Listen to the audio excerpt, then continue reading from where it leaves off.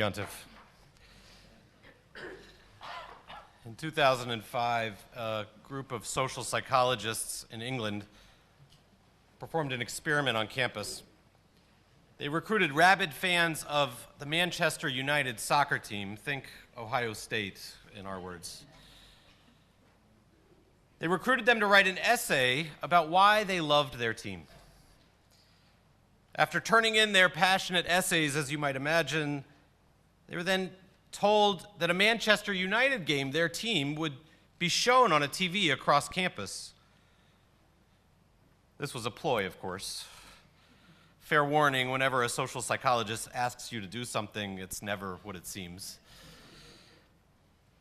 As each Manchester United fan walked across the campus, they encountered a jogger who had twisted his ankle and was writhing in pain. Here's the experiment. Sometimes the jogger was wearing a Manchester United uniform. Sometimes the jogger was wearing a Liverpool jersey. Think Michigan. Guess what happened?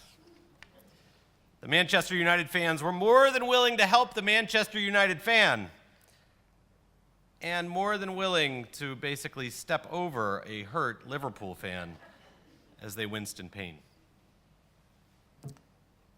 This is a reminder of how often we empathize with people we perceive to be like us, and how easily we ignore those we perceive to be different. Our country just faced this test with the assassination of Charlie Kirk, a divisive figure. Some of us see him as an enemy, some as a spokesperson. This is the test of dignity. Dignity is our inherent worth that exists from the moment we are born until the moment we take our last breath. It is not respect. Respect is earned. It's earned from accomplishments. You can say that you don't have respect for Charlie Kirk because he did not earn that respect from you. Dignity is not pride. Pride is a choice. I choose to be proud of my Judaism. I can choose to have pride in a person or their opinions. But I can also choose not to take pride in what a particular person says or does. And dignity is not honor. Honor is ascribed to us by society. Traditionally, we would say men were honored for their physical strength and women for their physical beauty. Thankfully, times have changed. Today, you might be honored for your intellect, for your success, for your status in an organization, but we are not born with honor, and we can lose honor. Human dignity is present from the moment that we take that first breath to the moment we take our last. It's what each of us deserve, what each of us owe each other, no matter what we have said or done, no matter who we are. The test of dignity is not whether we can treat those on our team with compassion and kindness. We're good at that. The test comes, as Rabbi Samuel Dressner writes, to have concern for those who are removed from us. The real test, he says, is not whether we have compassion for our wife, but for our ex-wife. Not for our child, but for the boy who fights with our child. Not for our fellow Jews, but on those who deny our Judaism. That's the hard test. That's the test of dignity. It's not about liking people, respecting people, or honoring people. It's about having concern for people, period. Whether they wear blue and maize or scarlet and gray, whether we like them or not, dignity doesn't care because it's inherent. We should see it in everyone, yet we fail this test all the time. We act as though it's contingent on what we believe, on how we vote or the team we cheer for. We fail it because we feel so threatened, especially as a minority community, that we retreat to our comfort zone, to just Jewish spaces. Or maybe that comfort zone is just being with our friends, just staying in our neighborhood. We stick with our team, and we fail that test. We fail it because we built new habits during COVID, perhaps. habits that keep us home more than we need to be, habits that make sure we don't see the person that sprained their ankle at all. If I don't see it, then how could I be responsible?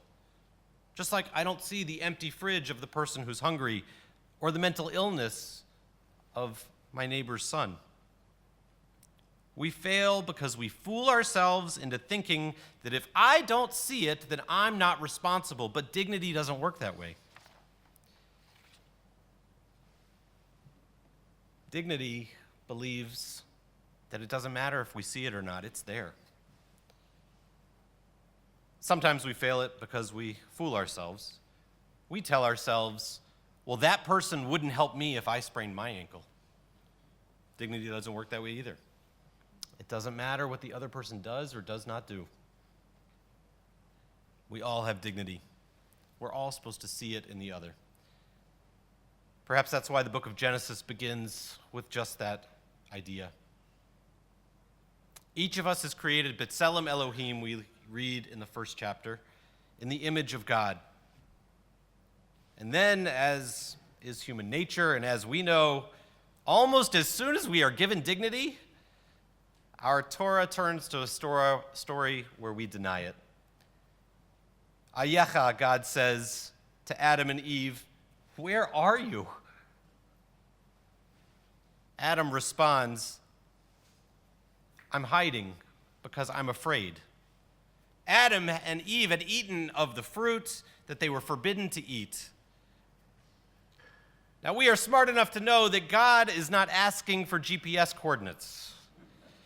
God, if we hide behind a tree, we believe, certainly in the God in Genesis who created the tree, God's going to see us. So what's the question, Ayecha? Where are you? He's not worried about where they are. He's worried about who they are. He's worried that they're hiding themselves. Anyone here remember showing up to class when you forgot to do your homework? I'm not asking you. It's rhetorical. You don't have to raise your hands. Thank you, Mason.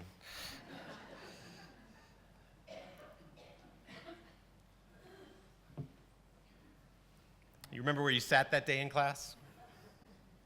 Anyone uncomfortable with their Hebrew, or maybe uncomfortable because it's been a long time since you were in our sanctuary or even in a synagogue? Anyone uncomfortable with how they look, with your weight, your age, with a hairline that doesn't hide behind a kippah as well as it used to? In those moments, where do you choose to sit? We sit in the back of the classroom, the back of the sanctuary. We call in sick. We stream services from home. We cancel dinner plans. We put off catching up with friends. We let our shame, our embarrassment direct us. We hide. That's why dignity is the voice that calls to us. Ayecha, where are you? It calls to us and says, as God did to Adam and Eve, show up anyway. You belong here. I see you. That's what God asks of us. That's the first step to passing the dignity test, our dignity test. Do we see dignity in ourselves even on the days when we feel most broken? Or do we lean into hiding as we too often do? Because dignity is there no matter what. No matter what we've done or said, we have dignity. It's just whether we acknowledge it in ourselves or not. Now the second step. This is where our Torah portion enters this morning.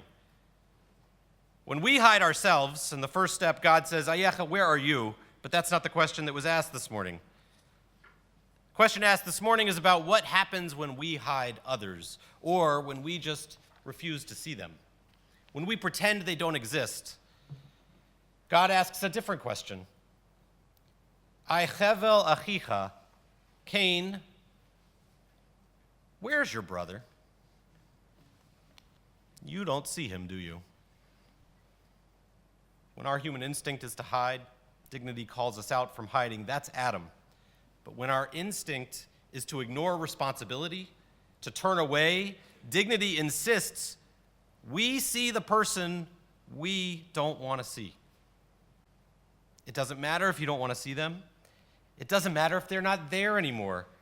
Abel had been killed. Cain knew that.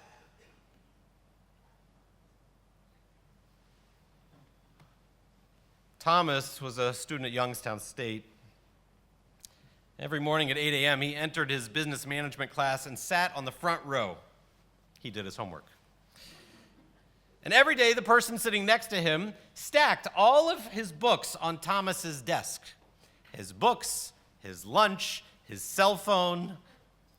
It was the same routine. Thomas would walk into class, he'd get to his desk, and he would ask the person next to him, "Could you please remove your stuff from the top of my desk?" It drove him nuts. Until one day, Thomas got a phone call right as he was walking into class, and so he stood in the hallway where he could see into the class but still take the call. He watched. There it was, all the stuff stacked on top of the desk, and his classmates entering the room, they tried to go sit in his seat. But that man who stacked all of his stuff, he turned to each of them, "No, I'm saving this seat. It's for Thomas." That's when he realized it wasn't sloppiness that put all that stuff on his desk. The man had been saving him that seat every day. So he invited him to lunch. He learned that the man had a wife and 2 children who lived in Asia. The man worked a job after class. He sent 100% of his money back to them so they could live. And the man barely spoke English. But he was able to explain that unlike most people, on the first day of class, Thomas spoke to him. "So I decided to save your seat every day." That's dignity. It's not just about noticing people, it's about creating space for them. It's about saving space for them. For whatever time and whatever day they come back, that's why seats have been saved around the world for the hostages held by Hamas for more than 700 days. Because we are noticing and holding on to their dignity. That's why we have a chair in our sanctuary since October 7th. That's why we put more chairs in this sanctuary every time we have a service, more prayer books on the shelves. It's why we never want food to run out when we have a function at our house. It's why we send invitations to people we don't think will show up. Dignity sees you even when you aren't there. It saves space for you if you're not going to show up. It expects you to be the keeper of your brother, your fellow student, the Michigan fan, the stranger in Akron whose name you don't know. It doesn't care why. It just assumes responsibility for those who are not present. It asks us to think about who that person is you haven't seen in a while. That's God's voice today. Who's the person who faced a loss, the loss of a loved one, the loss of a job, who hasn't been around so much? Maybe they're hiding. Maybe they're ashamed. What about the person who made a mistake, said or did something embarrassing? Do we hold on to them? Do we keep them, or are we like Cain? Do we pretend they don't exist? Do we fool ourselves, telling ourselves, "It's not my responsibility, that's their fault. It's not up to me"? So let's return to experiments on rabid soccer fans for a second. The social psychologists had more than one trick up their sleeve. The first test asked a rabid Manchester fan, in case you forgot already, to write about their team, and then to see whether they would help only Manchester fans when they walked across campus. The second test also asked Manchester United fans to come write an essay, but this time the essay wasn't about their team, it was about soccer, what they call football. And then, as before, they were told that there was going to be a game playing on a TV across campus. So they left. They walked across campus, and lo and behold, you could guess, a jogger was there, hurt ankle, writhing in pain. What was the difference? When they wrote essays about their team and saw an opposing fan injured, they stepped over them. When they wrote essays about loving soccer and saw someone injured, no matter what jersey they wore, they saw someone who loved soccer. They helped them, even if the jersey was maize and blue. This is the role synagogues can play in our life. We are here to train each other to see dignity in other people. Jewish people, Akronites, people of other faiths, and people who have no faith.